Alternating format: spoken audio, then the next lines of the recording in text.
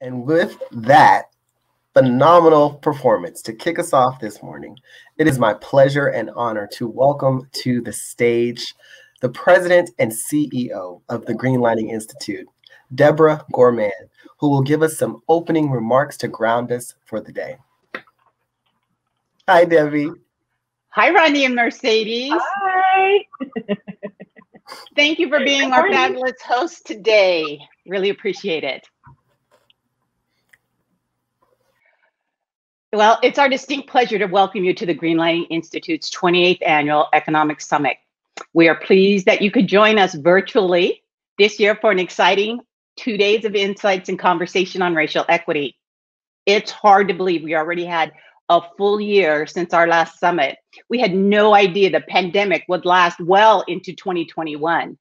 This past year, we experienced the intensity of these overlapping crises and the ebbs and flows of hope and sorrow as the pandemic and racial injustice grabbed and demanded our focus, sometimes well past our levels of exhaustion.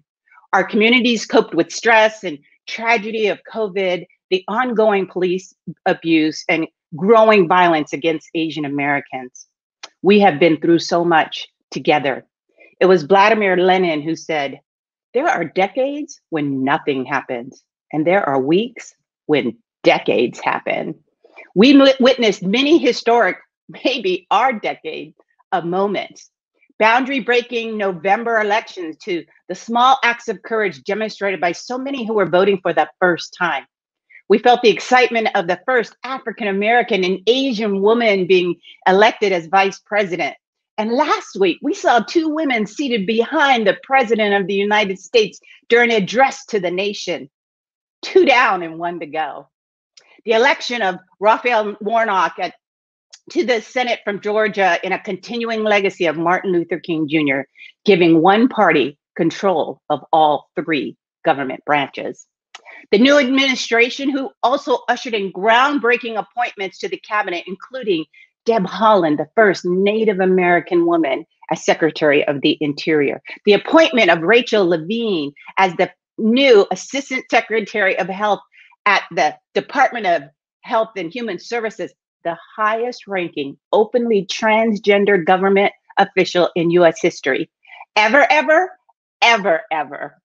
We saw Darnella Frazier, the teenager who recorded George Floyd's death on a video that undeniably documented his killing. Then 12 jurors who stood up in a moment and convicted a white police officer for the murder of a Black man. So we chose momentum as this year's theme to highlight the tremendous acts of courage and organizing that we witnessed across the country and the optimism that we carry to make a major leap forward in achieving racial equity. Our decades of these mounting weeks, we've seen evidence today of a future in which our communities are healthy and thriving, where lives are valued and equity isn't just a slogan, but a reality. The pandemic raised the temperature, the tensions and the internal contradictions of an old social order that had become too desperate and too chaotic. We, the people, had had enough. We were broken open and we are fighting to reach change. Decades upon decades of accumulated grievances suddenly come to the surface in a matter of only weeks. However, as history has shown, the outcome of a revolutionary period at the edge of chaos can be either positive or negative. We also know that those who were most oppressed over the last couple of centuries were also those who successfully, creatively, and unapologetically overcame all the chaotic episodes, the 1960s, the 1860s, the 1930s, all those chaotic periods of dark times in the American history where our forefathers and our foremothers could have collapsed. But in every case, we emerged stronger and wiser and not weakened. We know, too, the familiar backlash that comes swift and hard, a backlash of the big lie, a lie that tried to deny a legitimate election, the backlash of January 6th insurrection, which attempted to undermine our democracy, exposed how deep the sickness of our country runs.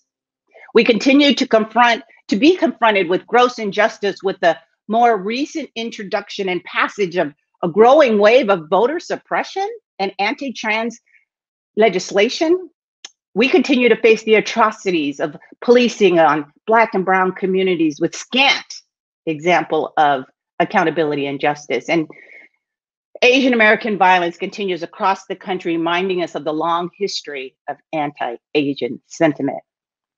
Now is not the moment to despair. In the words of Alice Walker, my activism is my rent for living on this planet. We are now beginning to see growing glimmers of hope in a number of vaccinations and the return to connection that we all missed so much last year. Can I finally take my mask off? Can I give you a real hug? A new governing era has begun to swiftly answer the call to action on COVID recovery, climate change, and infrastructure investment, especially care infrastructure needed in our communities. Today's good news is that we are a multi-ethnic, multicultural, multi-religious, and non-binary America in all walks of our life who have begun to create a different country, a country rebuilt from the ground up in many foreseen and unforeseen ways. It is a time of deep change not only in our economic and environmental lives, but in ourselves. The future we seek won't happen all by itself. It will take all of us. We hope these 2 days of discussions and panels and interactive sessions and networking will not just inform, but inspire us for all the work ahead. If you want to have a life worth living, a life that expresses your deepest feelings and emotions and cares and dreams, you got to fight for it. So what's going to help you pay some rent, fight the good fight, move your decades forward in a couple weeks will be this event. Did anyone watch CNN's Kamal Bell's recent episode of United Shades of America? Kamal's recent episode called, Defund the Police features Fabiana, Alicia, Latifah, Kat, London, Pastor Mike, all filmed at the center of the universe, Oakland, California, my hometown. We have many of those very activists here with us. How cool is that? We brought together some of the country's leading thinkers and movement leaders that have been building this work for decades and bringing the imagination and innovation to push for radical change. You will be in our virtual summit spaces with people who dream it, live it, and have paved the way. So you'll hear from Nsé Ufot of the New Georgia Project, who will tell you how she is so excited about a whole new generation and ecosystem of sophisticated operatives, her words, who come from communities where the organizing is happening. And Elisa Garza, founder of Black Lives Matter and Black Future Lives, who will shape a dialogue to help us explore effective strategies and lessons from a variety of movements that have been galvanized. She has a new book out too. Then we will bring to the stage the renowned author of Caste and the Warmth of Other Suns, Isabel Wilkerson, a gifted storyteller who will captivate us with the universal human story of migration and reinvention, as well as the unforeseen hierarchies that have divided us as a nation. We have some incredible breakouts.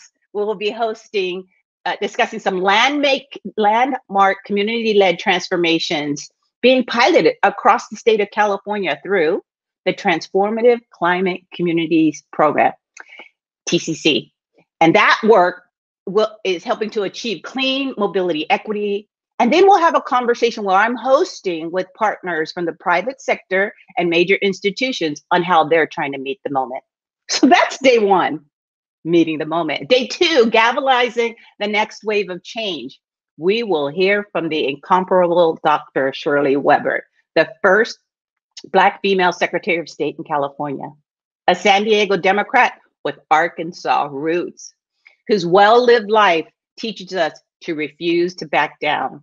You will be challenged to choose between some outstanding breakouts, algorithm equity now,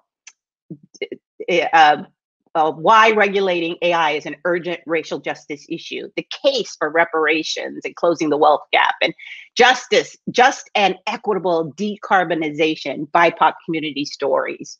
Then we will move into equity labs. Look, in the midst of the worst economic downturn in decades, this is our time to build a new economic system, a radically new system.